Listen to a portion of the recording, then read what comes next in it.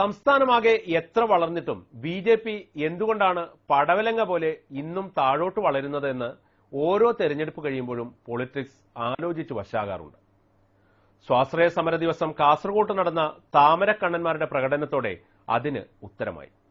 പ്രകടനത്തിലെ അംഗസംഖ്യയും barricade കുലുക്കാൻ പോലും കഴിയാത്ത പുതുതലമുറയുടെ ശേഷിയും കണ്ടപ്പോഴാണ് എല്ലാം പിടികിട്ടിയത്. 2 MLA-മാരെ കാത്ത് കണ്ണിൽ എണ്ണയൊഴിച്ചിരുന്ന കാസർകോട്ടെ സ്ഥിതി ഇതാണെങ്കിൽ നേമത്തും നെയ്യാറ്റിൻകരയിലും ഏത് നൂറ്റാണ്ടിലാണ് താമര വിരിയുക?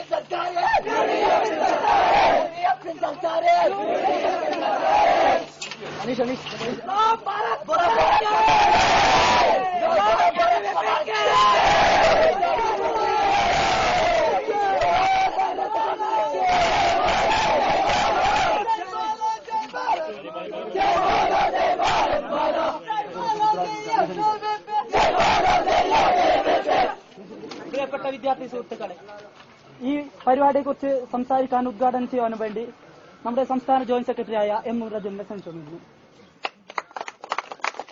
വിദ്യാർത്ഥി മേഖലയിലെ ഒട്ടനവധി ആനുകൂല്യങ്ങൾ അത് തടഞ്ഞു വെച്ചുകൊണ്ട് വിദ്യാർത്ഥികളെ ചൂഷണം ചെയ്യുന്നു.